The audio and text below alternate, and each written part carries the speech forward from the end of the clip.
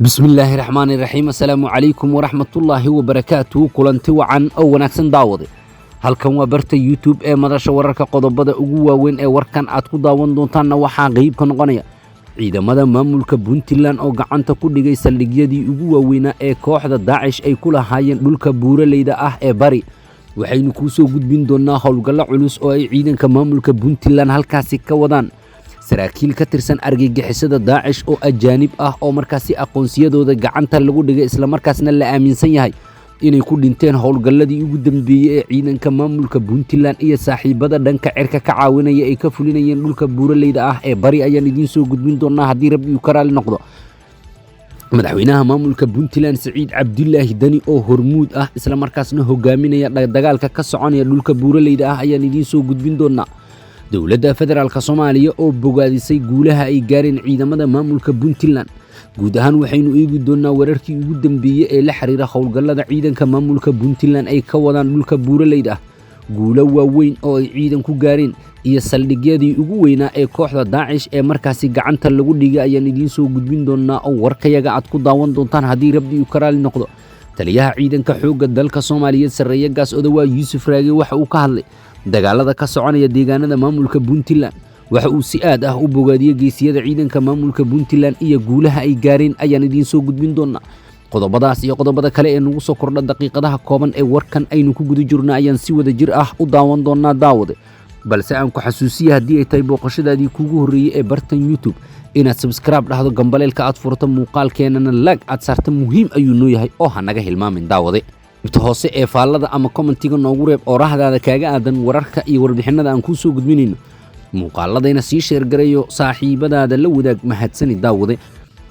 ugu horeyn warkayaga haddii aynu ku bilaawno ciidamada maamulka Puntland ayaa guulo waaweyn ka gaaray dagaaladii ugu dambeeyay ay la galeen kooxda Daesh waxayna ciidamada maamulka Puntland dhulka buuraleyda calmiska ay markaasi ka saareen fariisimihii ugu waaweynaa oo ay kooxda markaasi ku lahaayeen saraakiisha hormuudka u ah howlgallada culus ee halkaasi ka soconayo waxa ay sheegeen in ciidamadu wali ay baacsanayaan firxadka kooxaha argagixisada ah ee Daesh isla markaasna ciidanku guulo waaweyn ay gaareen sidaas oo kalena ciidamadu ay gacanta ku dhigeen saldhigyadii ugu waaweynaa oo ay kooxdu ku lahayd dhulka buuraleyda ah ciidamada maamulka Puntland ayaa sidaas oo kale isku fidiyay dhul ballaaran oo markaasi dhulka buuraleyda ee calmiskaadka ah waxayna sidaas oo kale ciidamadu markaasi gacanta ku dhigeen mid ka mid ah saldhigyadii ugu waaweynaa oo ay kooxda halkaasi ku lahaayeen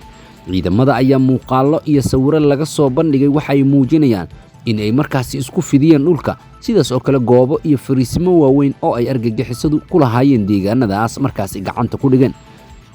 saraakiishu waxay sheegeen in ciidamadu wali ay markaasi baacsanayaan firxadka oo dhulka markaasi buuraleyda ah wali markaasi ku sii cararaya geesta kale saldhigyadii ugu waaweynaa oo ay gacanta ku dhigeen ciidamada waxaa laga helay raadka xubno ajaanib ah oo markaasi halkaasi ku sugnaa iyaga oo muuqaalo iyo sawiro la soo bandhigana muujinayo in ciidamadu ay gacanta ku dhigeen baasabooro iyo aqoonsiyo kale oo ay markaasi leeyihiin xubno ka mid ah kooxda Daesh kuwa oo ajaanib ah saldhigyadii kooxda Daesh ay ka saareen ciidamada maamulka Puntland ee buuraha calmiskaad waxaa laga helay baasaboorka nin Sacuudiyaan ah oo ka mid ah kooxihii markaasi laga qabsaday saldhigyada ay ciidanku gacanta ku dhigeen baasaboorkan waxaa saarnaa fiisaha ama dalku galka Masar iyo Itoobiya oo ah halka uu soo maray ninkan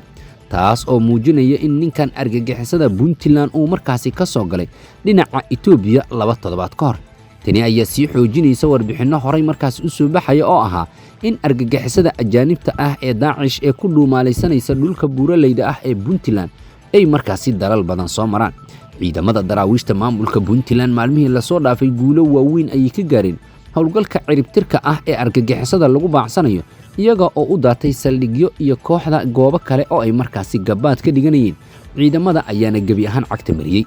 ciidamada waxay soo bandhigeen sawiro baasaboor markaasi uu ka cararay nin ka soo jeeda Sacuudiya oo soo maray dalalka Masar iyo Itoobiya horeyna waxay u soo bandhigeen diyaaradaha wax basaasa hub iyo sidaas oo kale meydad kale oo xubno ajaanib ah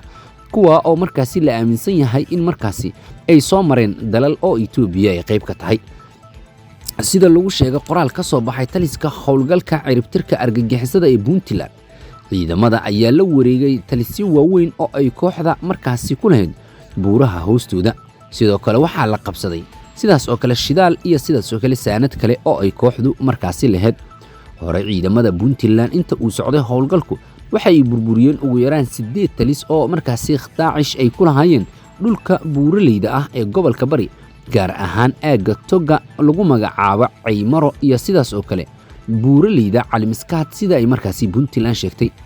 ciidamada difaaca ee Puntland ayaa inta badan markaasi waxa ay burburiyeen saldhigyadii argagixisada Daacish kuwaas oo ay ku lahaayeen dhulka buuraleyda ah ee Calmiska iyo sidaas oo kale goobo kale oo markaasi ay qayb ka tahay gaar ahaan aagga lagu magacaabo Lugale iyo sidaas oo kale dhinaca kale ee markaasi dhabanacado la yiraahdo iyo Caymara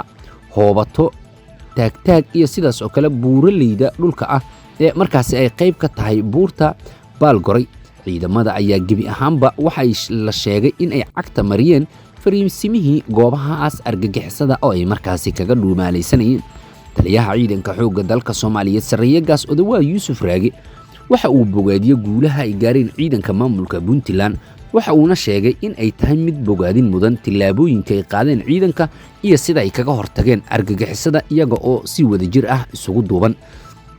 Odawaa Yuusuf Raage waxa uu sheegay in argagixisada goob walba oo markaasi dalka ay kaga dhuumaalaysanayso laga dulqaadayo waxa uuna si gaar ah u boodagaadiyay guulaha ay gaareen ciidanka maamulka Puntland iyo sidaas oo kale goobaha ay ka saareen argagixisada sida ay dhulkaasi isugu fidiyeen iyo sida ay kaga go'an tahay in argagixisada ay ka saaraan guud ahaan goobaha gabaadka ay ka dhiganayaan ee dhaca markaasi maamulka Puntland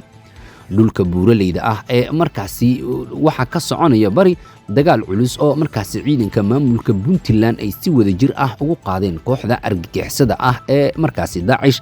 ciidamada ayaa todobaadyadii aynu ka soo gudubnay waxay gacanta ku dhigeen dhul ballaaran oo markaas kooxda muddo fog ay ku dhuumaalaysanayeen ilaa iyo 10 talis in ka badan ay ciidamadu cagta mariyeen oo gacanta markaasi ay ku dhigeen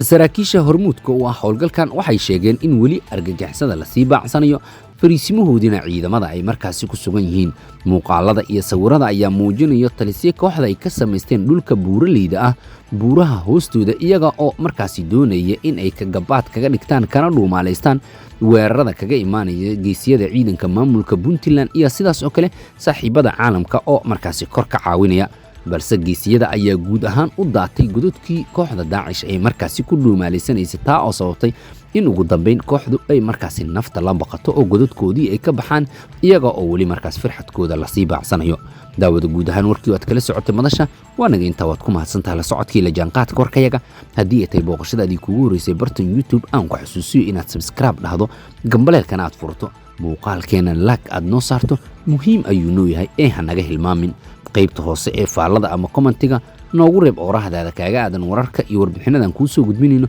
muuqaaladayna sii sheer garay oo saaxiibadaada la wadaag mahadsanid daawade